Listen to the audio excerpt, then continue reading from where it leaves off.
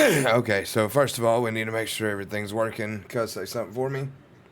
Something for you. All right, beautiful. What's up, everybody? Welcome into the Doobie Den, and tonight is the RevX Wrestling Review for the September 5th episode of WWE Smackdown. I am your co-host, Moodifier, as always with me. That's MJ Hat, and tonight, man, wow. Yeah, we'll I get think into wow it. is how we're going to We'll go get with into that. it. We will. But right now, guys, we are going to get into the Raw recap that's hosted by Mr. MJ Hat there. Nope. Yeah. Go ahead. Go ahead. All right, I'll take over. He's having a lot of problems out of the little man tonight. So LA Knight calls out Jey Uso for causing him not to be the champion. Jay don't take it lightly, but they end up in a tag team match later on in the night against the Brawns. The Kabuki Warriors defeat the Judgment Day. WrestlePalooza will feature the Women's World Championship match between Stephanie Vacquier and Io Sky. I think that Rhea should have had some kind of part in that, but hey, that's just me. Finn Balor defeated Dragon Lee, actually pretty cleanly. Penta and the War Raiders defeated New Day and the Big G.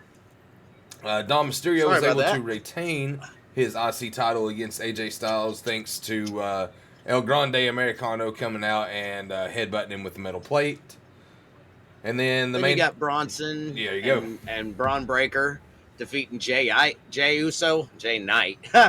Jey Uso and LA Knight. Yep. The beatdown continued afterwards until Jimmy Uso came out for the save. Thoughts on that? Could we see the Usos reuniting? Oh yeah. I didn't put it on here, I forgot to, but if you actually caught the end of the show and what was said, Jay told him, "I can't do this. I need your help. I can't do it." And Jimmy told him, "I'm here." So yes, we will definitely see that happen. Yeah, I don't doubt it either. Then we got a CM Punk segment with Becky Lynch coming out instead of Seth, with Seth's music, mind you. Then Seth comes out and blocks CM Punk, and Seth leaves. Becky then proceeds to smack Punk around a little bit while he stands there and tanks it and does nothing. To which Buddha does the notes for Raw, right? To which at the end he put, AJ Lee is coming back, baby. Boy, does he know how right he was. In the news, though, not to transition or make light of AJ Lee, there is something serious here. Matt Riddle has been going on. He no-showed against Simon Miller. I don't remember which promotion it was. GWC, GCW, something like that. Something like that. Yeah. Riddle's basically a Twitter shit talker. No facts in nothing this man has to say. Right. And it was a charity event. He no-showed against Simon Miller, and we all know Simon Miller. What culture Simon Miller, right? Mm-hmm. So, just saying. And then there was the Bruce Pritchard interview this week. That was pretty much the extent of the news with Cody. Yeah.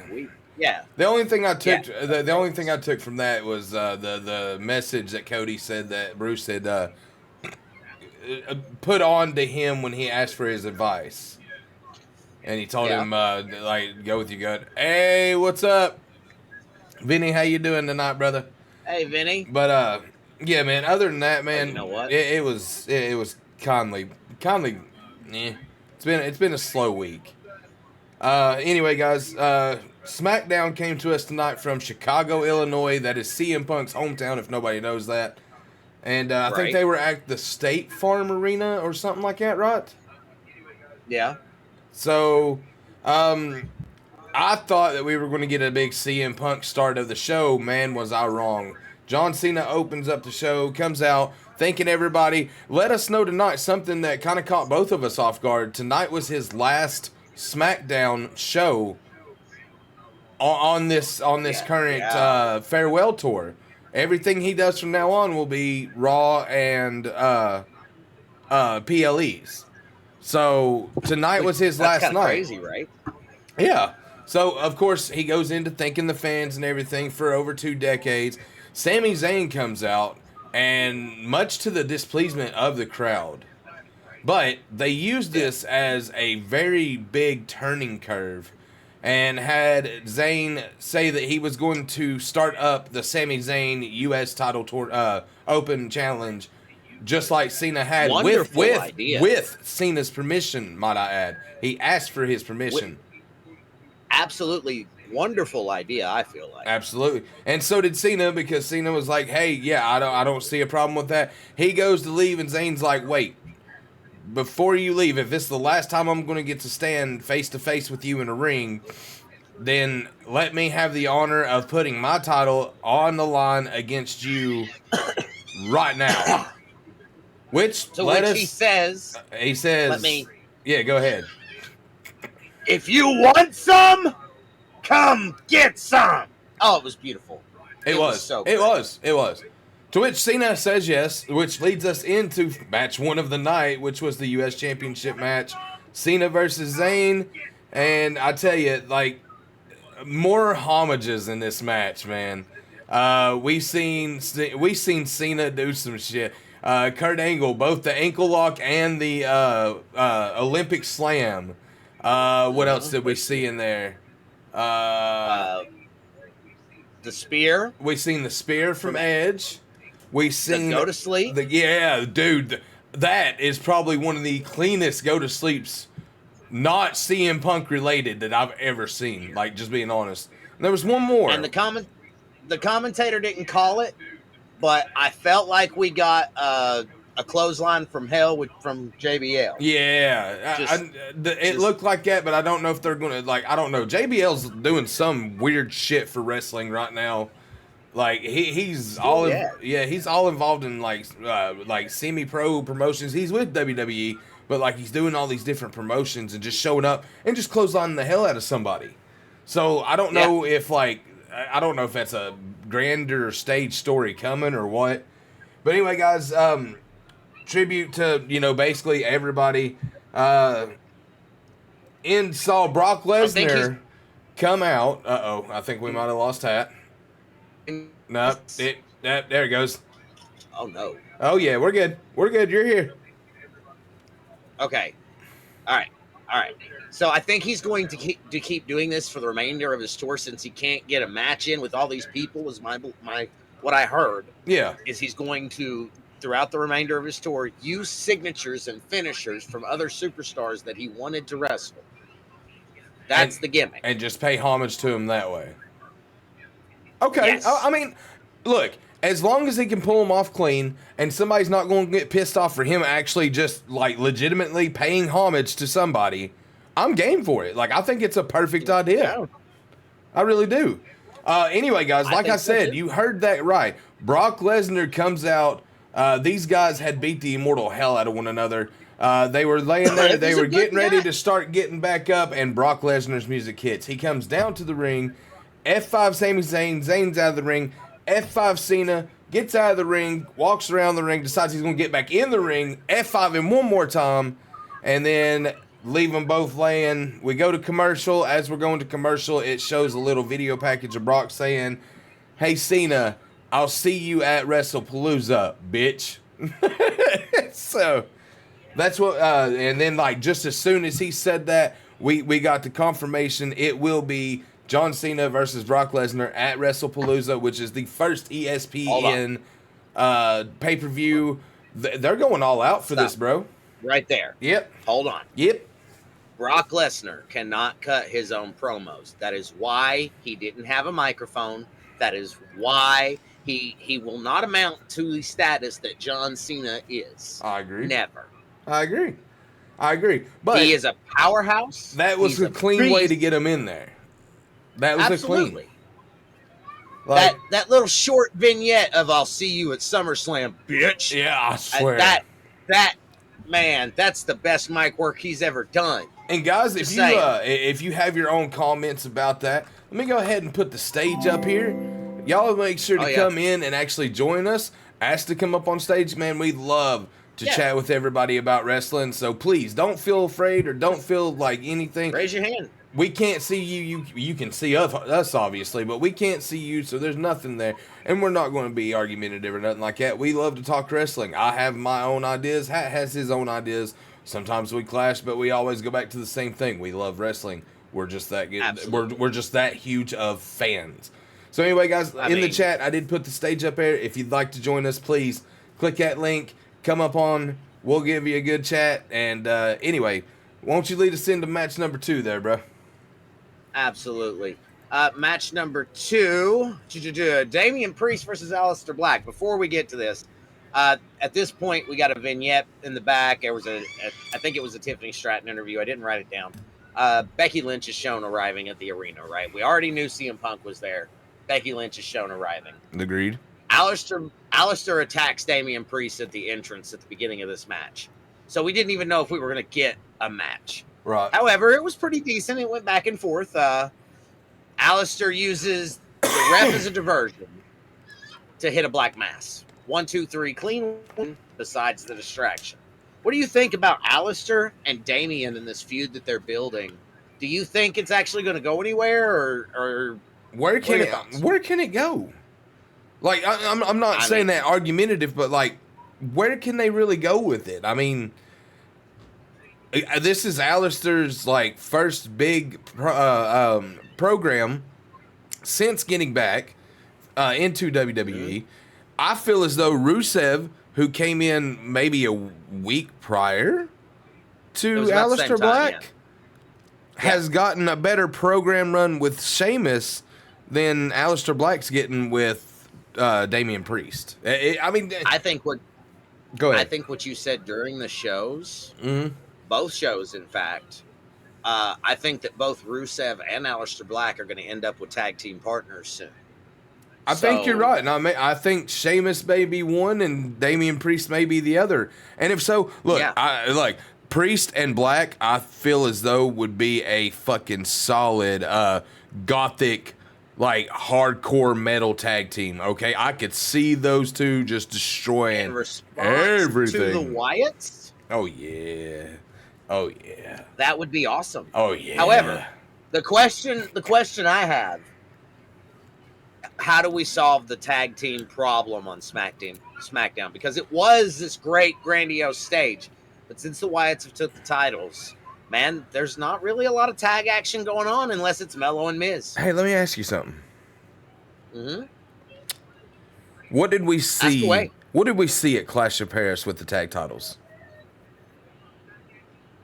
What did we see? A banger, yes. What did we see at the beginning of that match we hadn't seen though? Dissension between the Street Profits. They're starting is what I'm going at there. They're starting to split these teams. So I hate that the Street Profits. Damian Priest. I hate that the Street Profits are going to be the first team to split. But I am so excited to see Montez Ford actually get an opportunity to be a single champion. What happens to Angelo Dawkins? I'm sorry. I think he falls down. I don't want to say that, guys. Please don't take me as saying that bad. Angelo's not got the same charisma. No, your mentalities are right on the money. Aura. Your mentalities right on the money. That Montez Ford has. Montez Ford gets that like, okay, look, you can watch any tape you like, anytime they're out in the ring. If Dawkins does some kind of taunt, he gets like a crowd feedback. However, if Ford does that fucking arm, pump thing, it's just like watching the freaking crowd do a yeet. You don't see anybody not doing it. That's what I'm saying. Like, it's fucking crazy. Yeah. Like, even when B-Fab came back, like, she started getting straight into it. So, I mean, again, I hate that it's going to be them first, but I cannot wait to see how Montez Ford does as a singles wrestler. I mean, it is what it is. Montez Ford would make a great singles competitor. I just hope that Angelo Dawkins would end up with a partner somewhere on his feet, or maybe even a mid-card run. I don't know. I think he's capable of it. Drop him down to NXT for a little bit. Let him. I know that every wrestler has probably 5 fucking characters on back order, so to speak, in their head at all times. Sure. So if something's not working out, they say, "Hey, let me go back to NXT. This really isn't working for me right now. Let me try to revamp my gimmick and see if maybe I can get it to click." Right? I don't see a problem who with did that being a problem. Who was it that did that? It was Charlotte, wasn't it? And then there was somebody else. Oh fuck, there's been a few go Uh, back. Finn Balor, for instance, Finn Balor. Finn Balor Yes. went to NXT, ended up with the title again, fighting with Yeah. Undisputed Era, and then made his way back to the main roster Yeah. and started kicking some ass. Like the man, look, I'm one of these. I didn't think the Judgment Day was going to make it. I'm genuinely surprised that it's made it as long as it has. However, I do feel as though it is coming to an end, and I'm kind of interested to see where Finn goes in that aspect. Do they actually let him start fighting Dom for the Intercontinental title? That's kind of where I would say go with it. That I would love to see Finn Balor versus Dom, like straight up Yeah. one-on-one, Yeah. no bullshit. No, yeah, straight up one-on-one, no BS for the IC title. Let Finn finally get his redemption out of Mysterio for embarrassing him, and he really did, guys. I mean, I don't care how you fucking sugarcoat it. This is what happened. Dom took every opportunity. That opportunity was there. As a heel character, that's how you get over. However, nobody in that stadium that night honestly thought one cheer was going to start a whole eruption of cheers for Dom Mysterio winning that IC title. Well, I mean, that's how momentum works. Yeah, I mean, exactly. But, like, Finn has to have, like, bottled that inside. They could use that as a beautiful storyline to get that actually to work. Anyway, guys. Well, now that we've went on a tangent there, let's get back to this. Brock Lesnar's going to be on SmackDown next week, and then we also got Orton versus McIntyre coming next week. Yes. So match number 3 was for the Women's United States Championship. You want to talk about that, or you want me to do it? Look, man, this match was it was Jillia defending against Mishin. Of course, Jillia's got that Kiana James with her as her concierge or her personal manager or whatever the hell she's playing. This was okay. This was nothing spectacular, guys. Mishin is going to get the stick until she finally decides to leave and go to AEW. Maybe she'll get a fair shot there.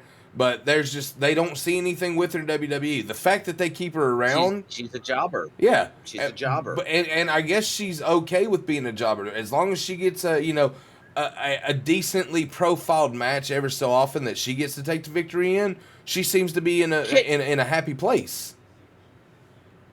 Can I say something right here? Yeah. The misconception about jobbers and how they're low on the card and they don't matter.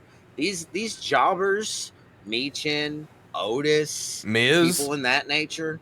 Miz is a good example. Fucking, they're getting booked. What was they're getting paid. They're getting paid to lose. They're getting paid to show up be on a 15-second segment. They're getting paid. Yeah, Kurt Hawkins is another prime example. No, Kurt Hawkins is the example. Kurt Hawkins is the one that had. No, he was the one that had the losing record. Like they started actually commenting shit on the show about it, and he fed into that. He was happy to get paid to go out there and get beaten 30 seconds to 5 minutes. What I'm trying to say to the people, being a jobber is not a bad thing. No. Okay. You're famous. Your name is known. You're on TV every week. Oh yeah. You're making bank. Be a jobber. Don't be afraid to be a jobber, guys. No, that's it. That's all I got. Take that L, man. Take that L. Anyway, L's guys. are good sometimes. Back into it. Jillia hits her with the finish for the win. After the match, Mishin gets attacked by Kiana James. Again, nothing spectacular and nothing that we didn't see coming a mile away. We get a vignette with Alexa and Charlotte. So, that was it for the matches for the night, guys. And I want to explain that between the Cena segment with Sami Zayn and their match and the Brock Lesnar thing, the first hour almost of SmackDown was that whole first segment. Okay, of course. So that's why we've only got 3 matches tonight, and you got back just in time because we are at the end of the show Would you like to cover that, or would you like me to? Go ahead, because I'm gonna have to do run-ins. So All right, guys. So Seth you be my Rollins' music guest. hits. Okay, let me just stop right there and say, yes, we understand. Seth Rollins' music hits. He is I said at it was gonna be SmackDown. Becky. Okay, so I said it was gonna be Becky. he talks his smack for a minute, and then he introduces his wife, Becky Lynch, who comes out to the ring and starts talking smack about Chicago and every team that they have to offer. Everybody is trash in her mouth. And then CM Punk's music hit. He comes out. Becky starts trashing him again. CM Punk tells her that this is really not her business. She needs to stay out of it. He then goes on to say that he could, get his sister, who was just conveniently sitting in the front row, to, step in the ring and beat Becky's ass. He said he could get Bayley to come and beat Becky's ass.